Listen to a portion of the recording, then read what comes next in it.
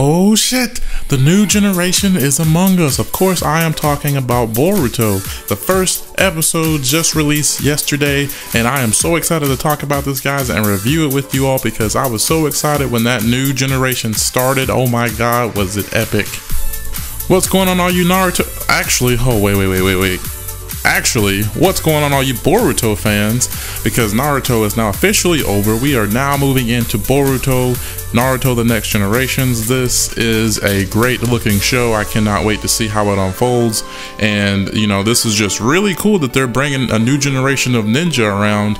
And it looks like they're trying to modernize it just a little bit, but not to where it's like unrealistic or just too futuristic or anything like that. They're still trying to keep it centered around how it used to be in the old age. And they're not really having too much new technology. It's really nothing that's going to make the show not watchable or make the show unfavorable, but it's still keeping its same originality. Now, we do have a new character, Boruto, Naruto's son, and he has nothing against Naruto, but he's basically just he's not even gonna be compared to Naruto because he doesn't want to be the next Hokage. You know, he just wants to live his life and enjoy himself, you know, with his friends.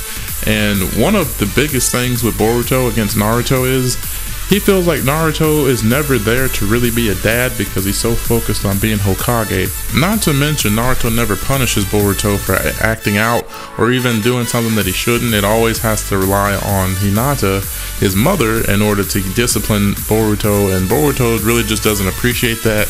Now, you can actually see a bit of their, I guess, relationship in the intro, how Naruto and his son kind of just walk past each other and they really don't.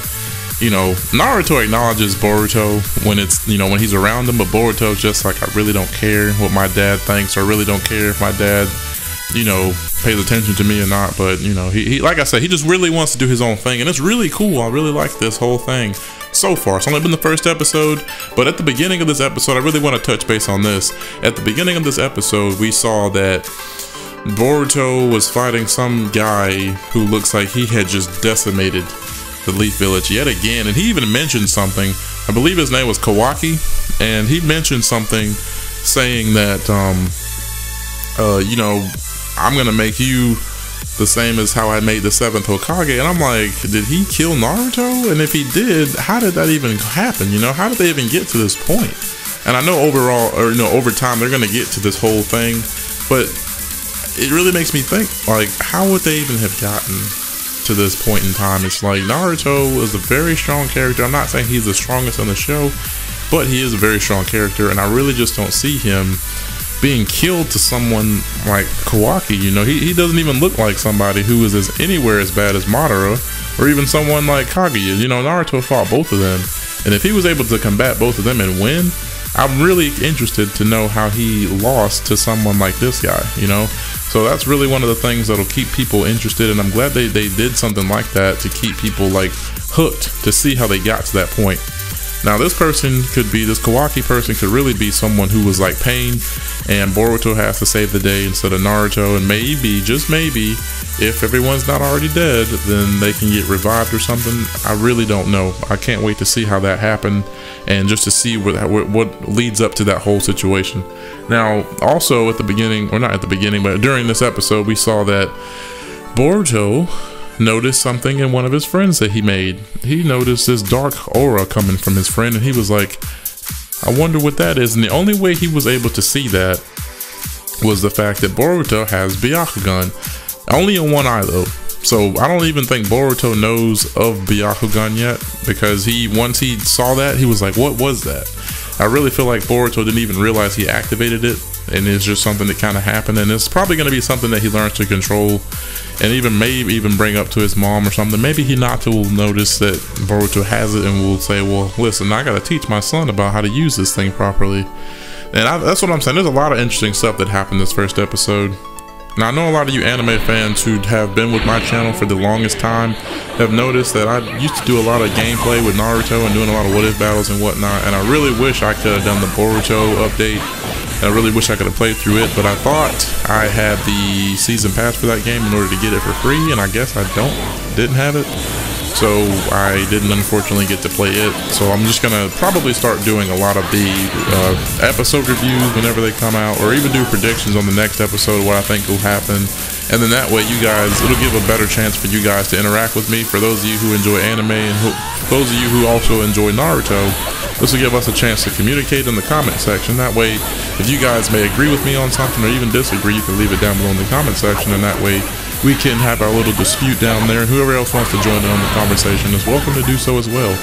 But yeah, back to the episode, you know, a lot of these kids look like their parents. You know, Shikamaru has a kid.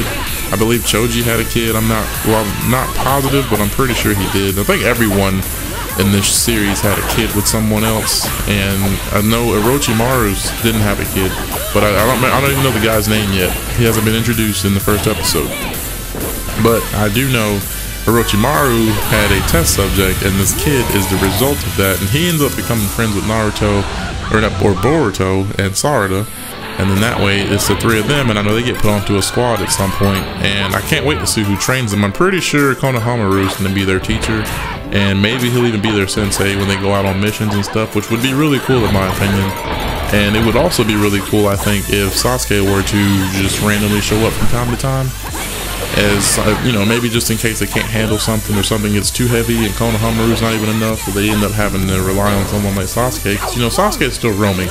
I don't think he's back in the Leaf Village, and nor will he be coming back, because he also mentioned before the series ended that he wanted to stay away from the Leaf Village in order to protect it, because he knew people would come looking for his eyes, the Sharingan and the Rinnegan. So he wanted to protect them by not being there, so people won't even think to say, well, he must be in the Leaf Village, let's go find him. If he's constantly wandering, he's hard to find. So that's Sasuke's logic, and I think that's pretty smart actually, so more power to him. Now I want to talk about Boruto's chakra reserve. Now Naruto, we all know, had a big chakra reserve because of his, I guess, ancestry. And of course, he was the, I guess, ancestor of Ashura, I believe. And no, we all know Ashura had a huge chakra reserve, and he passed that down to, you know, his generation, and ended up Naruto being a part of that generation. So, you know, Naruto had a very huge chakra reserve. Now, of course, with Boruto, we have to assume that he also has a huge chakra reserve as well, because it looks like even in this first episode, Boruto has already mastered Shadow Clone Jutsu, and that to me seems what Naruto struggled with. He was taking a lot of time learning how to do certain things, and Boruto has already mastered Shadow Clone Jutsu. Now I've seen bits and clips of Boruto trying to learn how to do Rasengan, and it needs a lot of work. And he ends up getting this tool that makes it to where he can do that at ease. And I don't know when that happens for sure. I want to say it happens in the movie maybe, but I'm not really too sure about that. I don't know if it wasn't part of a movie or not, but I know that this new Boruto is just, it seems like an easy learner when it comes to some things. Now other things is going to take more time to learn. I don't know if Boruto will ever get to do Rasengan like, you know, how Naruto knew how to do it. And of course, it all just depends on if Naruto ever gets out of that damn Hokage building to teach his son and discipline his son when he needs to. But we'll have to continue watching the new series and see what happens, because honestly, you know, Naruto of course is always busy, I get that, but you think he'd take some time, because even Kakashi took time every once in a while to just walk around the Leaf Village and socialize, you know. And I'm pretty sure Naruto could find the time to even train his son or do something with his son, because you got to remember, who taught Boruto how to use Shadow Clone Jutsu? It couldn't have been anyone else but Naruto, because Naruto, that's his specialty, and you know, that's his son. You have to assume his dad taught him that. So Boruto so far seems like a very promising character. I do like the voice actor for English, and I don't really have an opinion on the Japanese voice actors, just simply because, you know, they're just speaking Japanese and I don't understand it. So I really don't get a tone of voice to me when it comes to Japanese voice actors. So I just prefer the English version. I know it's going to be a while before they start doing dubbed episodes, but this was a very good episode in my opinion, and I did enjoy everything I saw. It looks very good, and I'm pretty sure it's going to turn out to be a very good episode, and I can't wait for a lot of other shows such as Attack on Titan. and even Rick and Morty for those of you who watch any of those shows. But anyways, back to Boruto. If you guys have any comments or questions, go ahead and leave them down below in the comment section. If you guys want to leave a like just to show your support because you enjoyed this video, even want to talk to me about anything about Boruto, or even inform me about certain things, just try not to spoil it, because I don't know too much anything about Boruto, what happens anywhere later. Haven't even seen the Boruto movie, just because I don't want to spoil anything. And if you guys want to share this video so we can spread the word to as many people as possible, please do that as well. That also helps with your support. And of course, if you guys are Naruto fans or any type of anime fan, go ahead and subscribe, because we will have a lot more anime videos coming your way. And until next time, guys, this has been your broadcast. Unpredictable is out.